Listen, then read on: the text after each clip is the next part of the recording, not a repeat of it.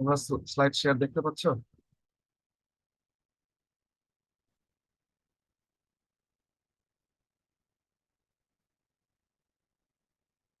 এই যে environment conservation rules, এটা এটা তো নতুন একটা রুলস আসছে, নতুন সেট অফ রুলস আসছে 2023 সালে, একটা বাংলায়, যার ফলে ইংরেজিতে নাই, ওয়েবসাইটে ইংরেজিতে নাই। আমি এটা তোমাদের সাথে শেয়ার করতে পারছি না, তবে বাংলাটাও আমি তোমাদেরকে দেখাতে পারবো পরে।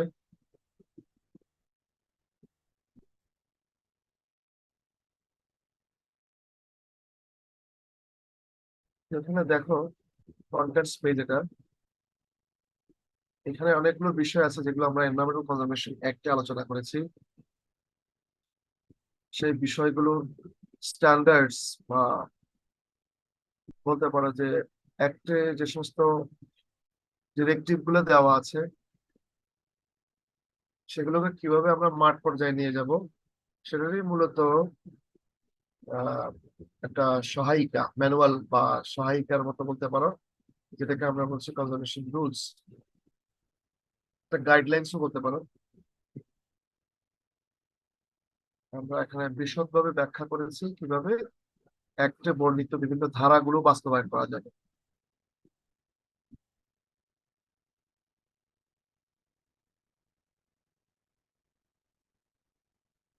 এখানে বিভিন্ন ধরনের ফর্ম গুলো অ্যানেক্সার হিসেবে দেওয়া আছে, অর্থাৎ যে সমস্ত ফর্ম ইউজ করে আমরা আবেদন করব পরিবেশ অধিদপ্তরে ক্লিয়ারেন্সের জন্য, তাই না, এনভায়রনমেন্টাল ক্লিয়ারেন্স সার্টিফিকেটের জন্য, রিমেডি, অর্থাৎ আমি কারো দ্বারা যদি ক্ষতিগ্রস্ত হই এনভায়রনমেন্টাল পলিউশনের কারণে, সেক্ষেত্রে আমি এটা,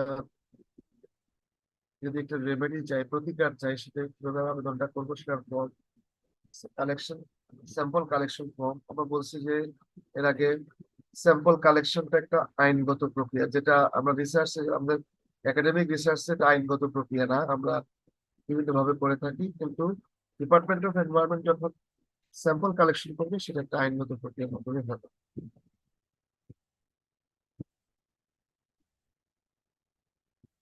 এখানে যে শিডিউল গুলো দেখছো, বিভিন্ন standards, air quality standard, water quality standard, সাউন্ডের জন্য, বুঝলে?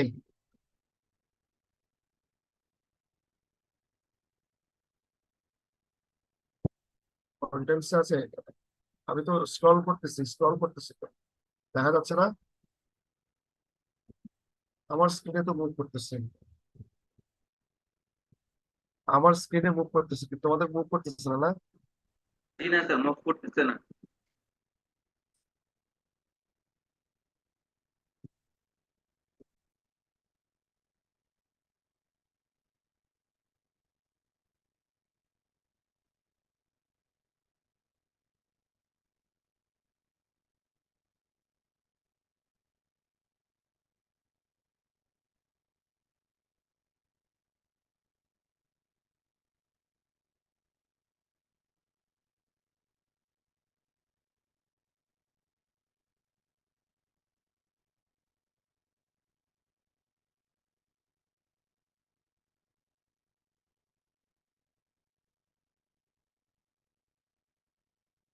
এখন মুভ করতেছে?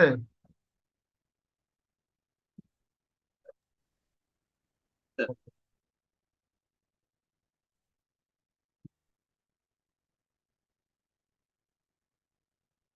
কেন, একটার মতো এখানে ডেফিনেশন গুলো দেওয়া আছে। 1997 একটা দেখাচ্ছি আমি।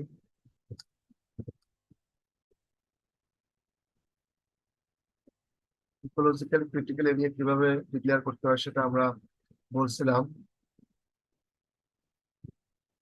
Human habitat, ancient monument, archaeological site, forest sanctuary, national park, game reserve, wild animals habitat, wetland, mangrove, forest area, biodiversity, এগুলোকে মাথায় রেখে আমরা ইকোলজিক্যালি ক্রিটিক্যাল এরিয়া করবো, যেটা হয়তো বিস্তারিত আমরা সেখানে পড়ি না।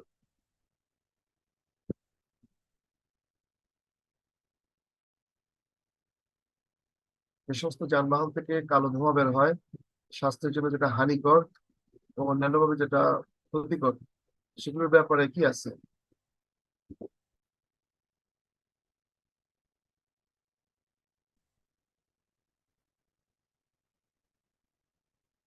ক্যাটালাইটিক কনভার্টার, তারা ডিজেল পার্টিকুলেট ফিল্টার হিসেবে ক্যাটালাইটিক কনভার্টার ইউজ করবে, অর্থাৎ ব্ল্যাক স্মোক এবং অন্যান্য হার্মফুল সাবস্টেন্স যেন বের হতে না পারে, সেজন্য ক্যাটালাইটিক কনভার্টার ইউজ করবে। সেটা আমাদের দেশে মোটামুটি আমরা একটা পর্যায়ে নিয়ে আসছি, অনেকখানি আমরা এটা ইনশিওর করতে পারছি। উম, তবে পুরোনো অনেকগুলো গাড়ি আছে যেগুলোতে আহ এটা খুব একটা দেখা হয় না। নতুন গাড়িগুলোতে যেটা আমরা করতেছি, পুরোনো গাড়িগুলো আমরা অবহেলায় রেখে দিয়েছি, যার ফলে দেখা যায় যে পুরোনো অনেক গাড়িতে কালো ধোঁয়া বেরোচ্ছে, সেখানে ক্যাটালাইটিক কনভার্টার নাই। এগুলো বিশেষ করে আহ ডিজেল ড্রিভেন যে গাড়িগুলো, সেগুলো পলিউশন বেশি করে। ক্যাটালাইটিক কনভার্টারটা আমরা সাধারণত পেট্রোল গাড়িতে ব্যবহার করছি, যেটার ব্যবহারটা অনেক বেশি বাড়ছে এখন।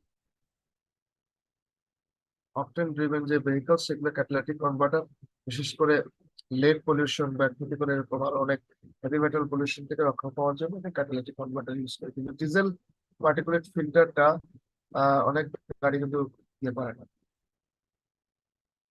ব্যবহার করে না। তার ফলে ডিজেল ডিজেল চালিত গাড়িগুলো থেকে বেশি পলিউশন হয়।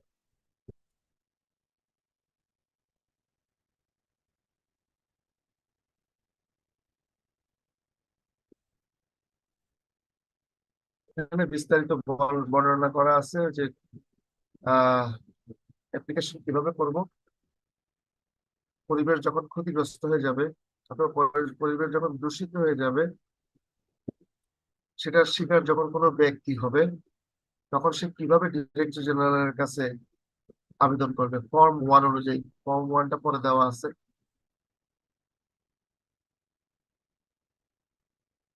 কালেকশন অফ স্যাম্পল কিভাবে করবে,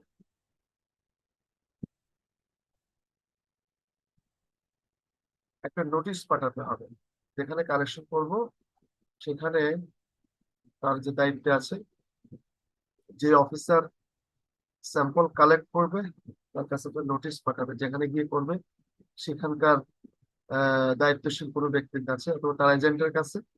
হ্যাঁ, ফর্ম 2 এর মাধ্যমে সেটা কাজটা করবে। এগুলো সব জাস্ট এগুলো আমরা সাধারণত এই ধরনের পরীক্ষার প্রশ্ন আমরা করবো না, জাস্ট বোঝার জন্য বলছি। এনভায়রনমেন্টাল ক্লিয়ারেন্স, এটা আমরা মনে হয় আমাদের আগে ছিলাম ইআইএ পড়ানোর সময়। 3-4 ধরনের আমরা আছে, ইন্ডাস্ট্রি আছে, গ্রিন ইন্ডাস্ট্রি, অরেঞ্জ এ, অরেঞ্জ 2 এবং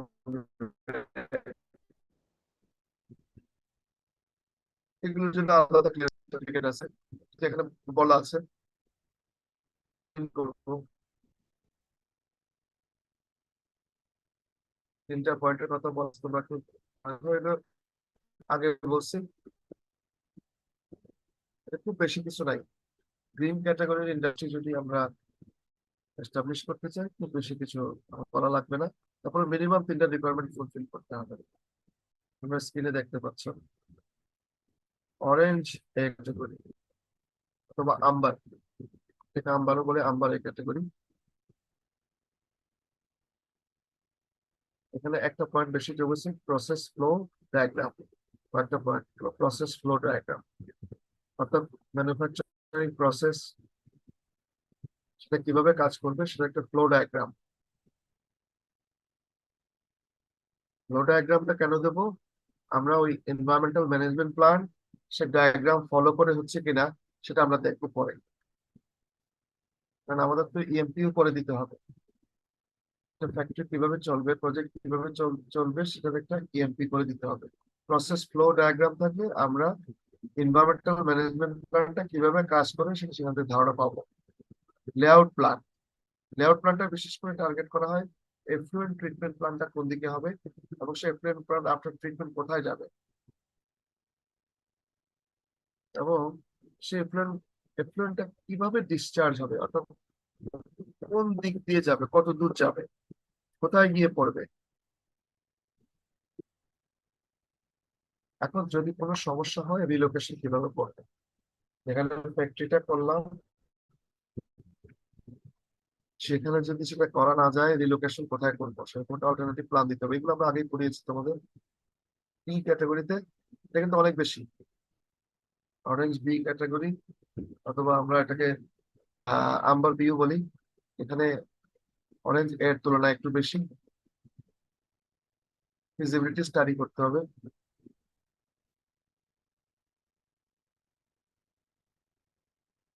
আইইই করতে হবে, ইনিশিয়াল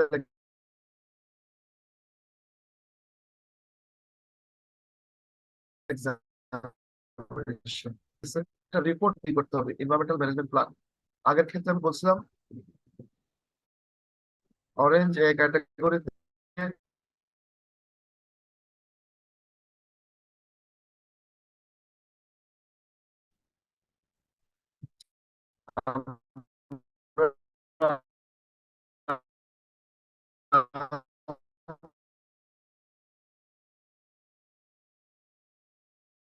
কিন্তু বি ক্যাটাগরিতে সে প্রসেস ফ্লো ডায়াগ্রাম দিলে হয়, পুরোপুরি এনভায়রনমেন্টাল ম্যানেজমেন্ট প্ল্যান দিতে হবে, এবং সাথে ফ্লো ডায়াগ্রামও দিতে হবে।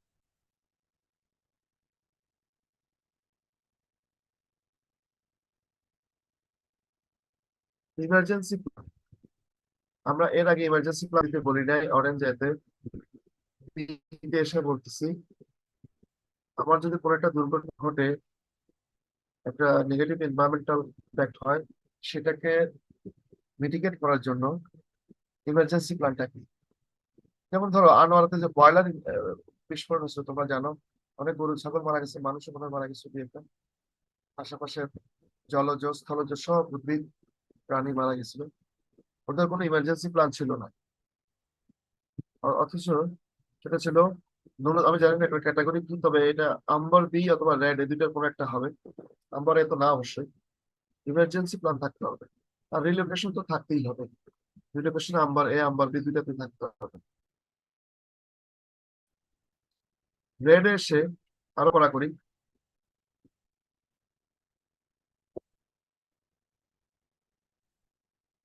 এখানে টার্মস অফ রেফারেন্স গুলো খুব কড়াকড়ি ভাবে follow, environmental impact assessment report department দ্বারা, প্রসেস ফ্লো ডায়াগ্রাম অবশ্যই থাকবে, এফলুয়েন্ট ট্রিটমেন্টের প্লান্টের শুধু দিলে হবে না, এখানে ডিজাইন টাইম শিডিউল, সেটা বিস্তারিত নকশা, এবং কিভাবে অপারেট করবে, দিনের বেলা রাতের বেলা কখন কত সময় ধরে সেটা করবে, ডিটেলস দিতে হবে।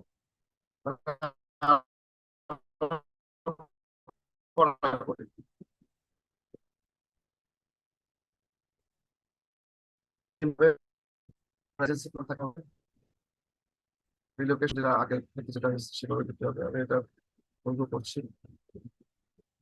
সার্টিফাইড কপিতে নোটিশ,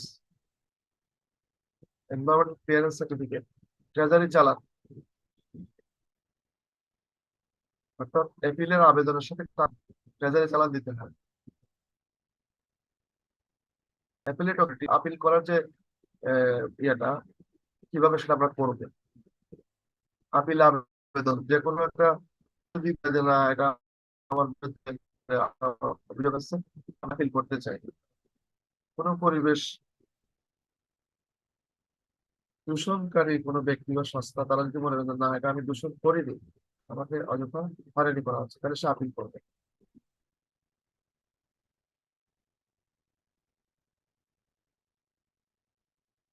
কিভাবে আপিল আবেদনটা শুনানি করা হবে, আপিল আবেদনের শুনানি, হিয়ারিং অফ অ্যাপিল ক্লজ গুলো একটু পড়ে নিবা, কিভাবে আপিল আবেদনের শুনানি করতে হয়। এই 7টা ধারা আছে এখানে,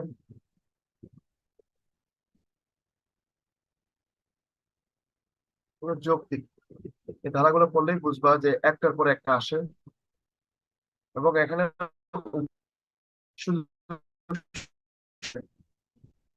যিনি আপিল করছেন তাকে যথেষ্ট সুবিধা দেওয়া আছে, উনি যেন আহ ওনার পক্ষে যত প্রমাণ আছে, ওনার পক্ষে যত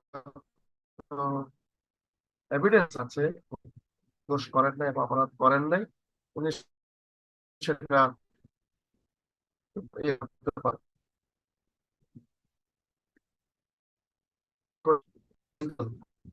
ওনারের কাছে সেরকম একটা সার্টিফিকেট থাকা দরকার। আমরা জানি যে এগুলো ওনারা আসলে ডিজির কাছে ওরকম কোনো কন্ট্রোল, পলিউশন কন্ট্রোল সার্টিফিকেট নেয় না, যদিও এটা আইনগত বাধ্যবাধকতা আছে। হ্যাঁ, জনগণের এবং এনফোর্সমেন্টের অভাবের কারণে এটা হচ্ছে না। এটা শুধু আমরা বিএড দিয়ে রাখছি, বিএড দিয়ে যত দুর্নীতি করে, বিএড দিয়ে না থাকলেও সার্টিফিকেট দিয়ে দেয়, গাড়িগুলো চলে। ইঞ্জিন ওভারহলের দরকার থাকলেও সেটার কোনো বিহিত করে না, এটা ব্ল্যাক স্মোক হয়, ইত্যাদি হয়, পলিউশন বাড়ে। এখানে যদি ডিপার্টমেন্ট অফ এনভায়রনমেন্টের এনফোর্সমেন্টটা থাকতো এই সেক্টরে, আর অনুপস্থিত।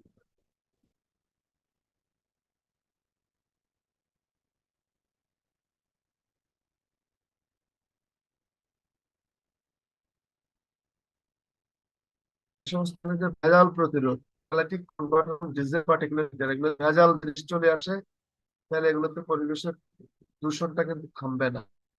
এই জন্য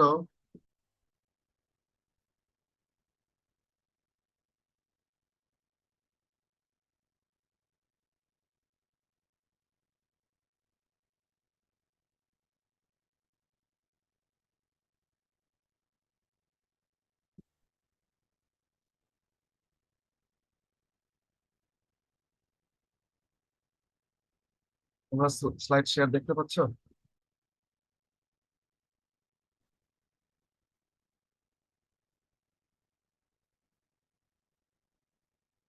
এই যে এনভায়রনমেন্ট কনজারভেশন রুলস, এটা তো নতুন একটা রুলস আসছে, নতুন সেট অফ রুলস আসছে 2023 সালে, এটা বাংলায়, যার আসলে ইংরেজিতে নাই, ওয়েবসাইটে ইংরেজিতে নাই, আমি এটা তোমাদের সাথে শেয়ার করতে পারছি না। তবে বাংলাটাও আমি তোমাদেরকে দেখাতে পারবো পরে।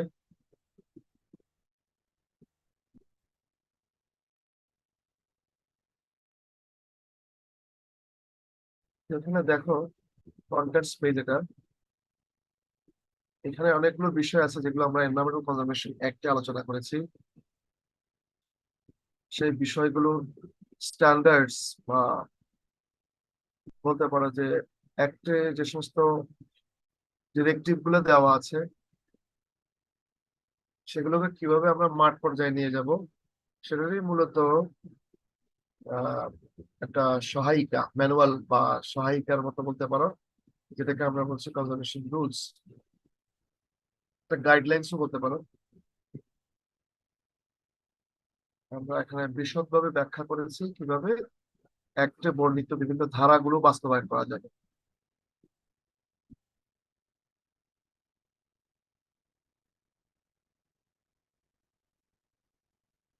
এখানে বিভিন্ন ধরনের ফর্ম গুলো অ্যানেক্সার হিসেবে দেওয়া আছে, অর্থাৎ যে সমস্ত ফর্ম ইউজ করে আমরা আবেদন করব পরিবেশ অধিদপ্তরে ক্লিয়ারেন্সের জন্য, তাই না, এনভায়রনমেন্টাল ক্লিয়ারেন্স সার্টিফিকেটের জন্য,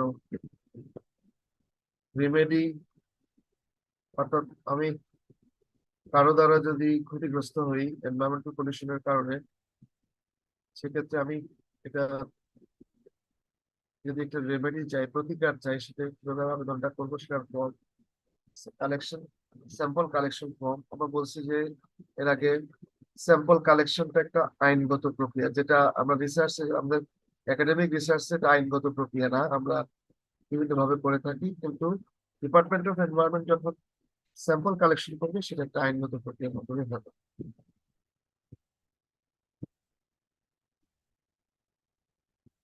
এখানে যে শিডিউল গুলো দেখছো, বিভিন্ন standards, air quality standard, water quality standard, সাউন্ডের জন্য, বুঝলেই?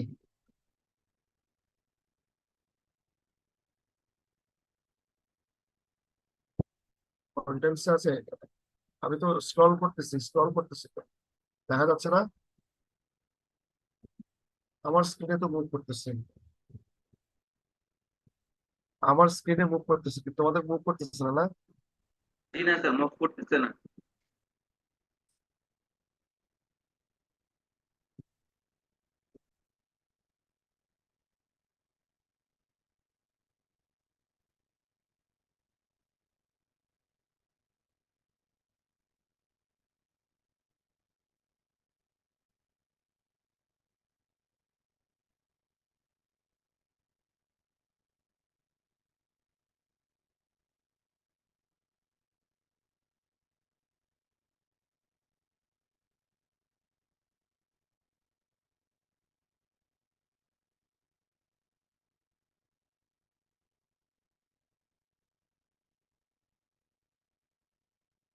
এখন মুভ করতেছে?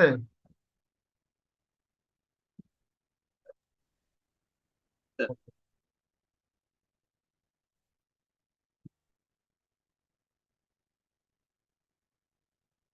কেন একটার মতো এখানে ডেফিনেশন গুলো দেওয়া আছে। 1997 একটা দেখাচ্ছি আমি।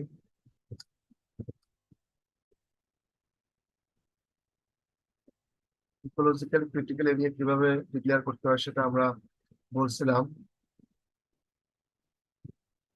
Human habitat, ancient monument, archaeological site, forest sanctuary, national park, game reserve, wild animals habitat, wetland, mangrove, forest area, biodiversity, এগুলোকে মাথায় রেখে আমরা ইকোলজিক্যালি ক্রিটিক্যাল এরিয়া করবো, যেটা হয়তো বিস্তারিত আমরা সেখানে পড়ি না।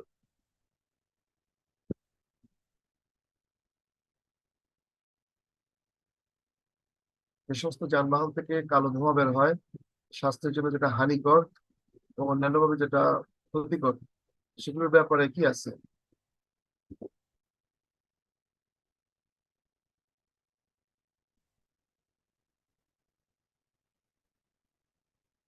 ক্যাটালাইটিক কনভার্টার, তারা ডিজেল পার্টিকুলেট ফিল্টার হিসেবে ক্যাটালাইটিক কনভার্টার ইউজ করবে। অর্থাৎ ব্ল্যাক স্মোক এবং অন্যান্য হার্মফুল সাবস্টেন্স যেন বের হতে না পারে, সেজন্য ক্যাটালাইটিক কনভার্টার ইউজ করবে। সেটা আমাদের দেশে মোটামুটি আমরা একটা পর্যায়ে নিয়ে আসছি, অনেকখানি আমরা এটা ইনশিওর করতে পারছি। উম, তবে পুরোনো অনেকগুলো গাড়ি আছে যেগুলোতে আহ এটা খুব একটা দেখা হয় না। নতুন গাড়িগুলোতে যেটা আমরা করতেছি, পুরোনো গাড়িগুলো আমরা অবহেলায় রেখে দিয়েছি, যার ফলে দেখা যায় যে পুরোনো অনেক গাড়িতে কি কালো ধোঁয়া বেরোচ্ছে, সেখানে ক্যাটালাইটিক কনভার্টার নাই। এগুলো বিশেষ করে আহ ডিজেল ড্রিভেন যে গাড়িগুলো, সেগুলো পলিউশন বেশি করে। ক্যাটালাইটিক কনভার্টারটা আমরা সাধারণত পেট্রোল গাড়িতে ব্যবহার করছি, যেটার ব্যবহারটা অনেক বেশি বাড়ছে এখন। অকটেন ড্রিভেন যে ভেহিকল, সেগুলো ক্যাটালাইটিক কনভার্টার, বিশেষ করে লেড পলিউশন বা ক্ষতিকর এরকম আরো অনেক হেভি মেটাল পলিউশন থেকে রক্ষা পাওয়ার জন্য ক্যাটালাইটিক কনভার্টার ইউজ করে। কিন্তু ডিজেল পার্টিকুলেট ফিল্টারটা অনেক গাড়ি কিন্তু ইয়ে করে না, ব্যবহার করে না। তার ফলে ডিজেল ডিজেল চালিত গাড়িগুলো থেকে বেশি পলিউশন হয়।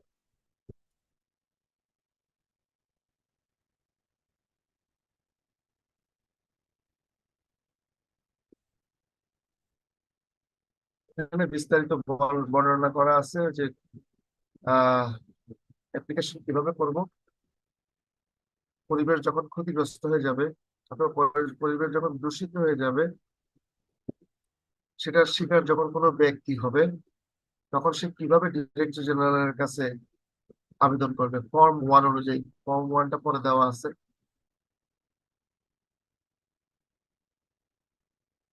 কালেকশন অফ স্যাম্পল কিভাবে করবে,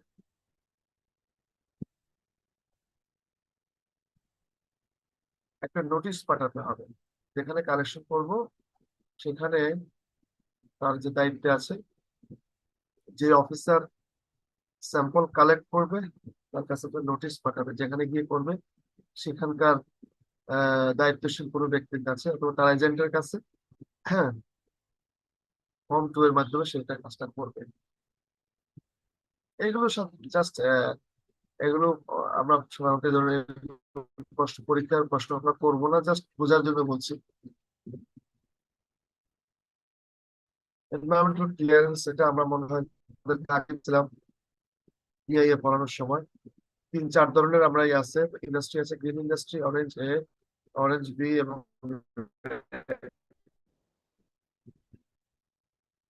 এগুলোর জন্য আলাদা ক্লিয়ারেন্স সার্টিফিকেট আছে, যেখানে বলা আছে করবো 3টা পয়েন্টের কথা বলা, তোমরা একটু আগে বলছি। এটা খুব বেশি কিছু নাই। গ্রিন ক্যাটাগরির ইন্ডাস্ট্রি যদি আমরা এস্টাবলিশ করতে চাই, খুব বেশি কিছু করা লাগবে না। তারপরে মিনিমাম 3টা রিকোয়ারমেন্ট ফুলফিল করতে হবে। তোমরা স্ক্রিনে দেখতে পাচ্ছ অরেঞ্জ এ ক্যাটাগরি অথবা আম্বার, এটা আম্বারও বলে, আম্বার এ ক্যাটাগরি। এখানে একটা পয়েন্ট বেশি যোগ হচ্ছে প্রসেস ফ্লো ডায়াগ্রাম, একটা পয়েন্ট প্রসেস ফ্লো ডায়াগ্রাম, অর্থাৎ ম্যানুফ্যাকচারিং প্রসেস সেটা কিভাবে কাজ করবে সেটা একটা ফ্লো ডায়াগ্রাম। ফ্লো ডায়াগ্রামটা কেন দেবো? আমরা ওই এনভায়রনমেন্টাল ম্যানেজমেন্ট প্ল্যান সে ডায়াগ্রাম ফলো করে হচ্ছে কিনা সেটা আমরা দেখবো পরে, কারণ আমাদের তো ইএমপিও করে দিতে হবে। ফ্যাক্টরি কিভাবে চলবে, প্রজেক্ট কিভাবে চলবে সেটার একটা ইএমপি করে দিতে হবে। প্রসেস ফ্লো ডায়াগ্রাম থাকলে আমরা এনভায়রনমেন্টাল ম্যানেজমেন্ট প্ল্যানটা কিভাবে কাজ করে সেটা সেখান থেকে ধারণা পাবো।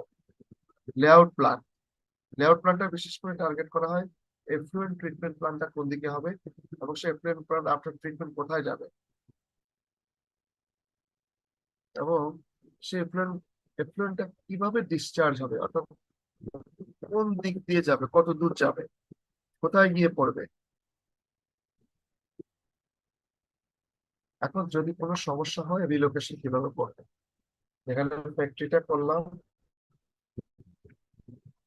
সেখানে যদি সেটা করা না যায় রিলোকেশন কোথায় করবো, সেরকম একটা অল্টারনেটিভ প্ল্যান দিতে হবে। এগুলো আমরা আগেই পড়িয়েছি তোমাদের বি ক্যাটাগরিতে। এটা কিন্তু অনেক বেশি, অরেঞ্জ বি ক্যাটাগরি, অথবা আমরা এটাকে আম্বার বিও বলি। এখানে অরেঞ্জ এর তুলনায় একটু বেশি ফিজিবিলিটি স্টাডি করতে হবে।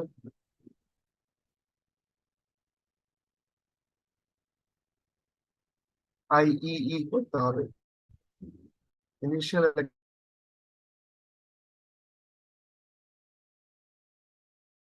এক্সামিনেশন, একটা রিপোর্ট তৈরি করতে হবে, এনভায়রনমেন্টাল ম্যানেজমেন্ট প্ল্যান। আগের ক্ষেত্রে আমি বলছিলাম অরেঞ্জ এ ক্যাটাগরিতে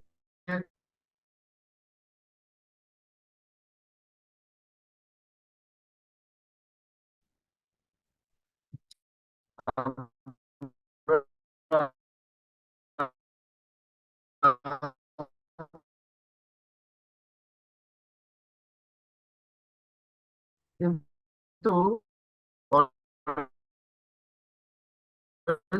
বি ক্যাটাগরিতে সে প্রসেস ফ্লো ডায়াগ্রাম দিলে হয়, পুরোপুরি এনভায়রনমেন্টাল ম্যানেজমেন্ট প্ল্যান এবং সাথে ফ্লো ডায়াগ্রামও দিতে হবে।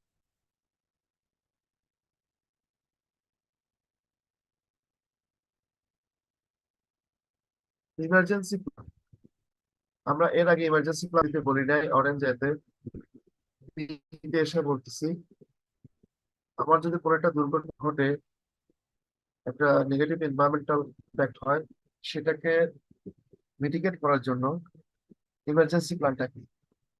যেমন ধরো আনোয়ারাতে যে বয়লার বিস্ফোরণ হচ্ছে তোমরা জানো, অনেক গরু ছাগল মারা গেছে, মানুষও মনে হয় মারা গেছে দুই একটা, আশেপাশে জলজ স্থলজ সব উদ্ভিদ প্রাণী মারা গেছিল।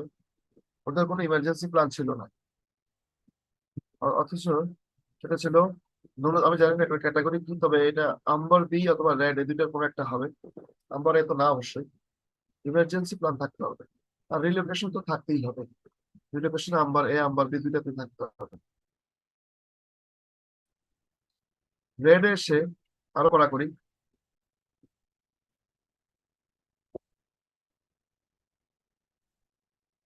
এখানে টার্মস অফ রেফারেন্স গুলো খুব কড়াকড়ি ভাবে follow, environmental impact assessment report department দ্বারা।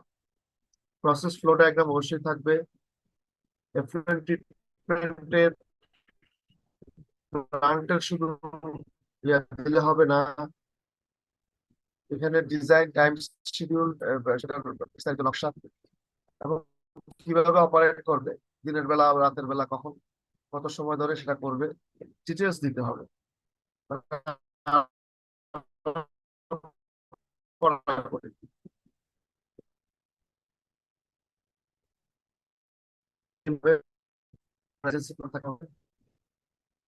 রিলোকেশন যেটা আগে থেকে যেটা হয়েছে সেভাবে দিতে হবে, আমি এটা বলবো করছি।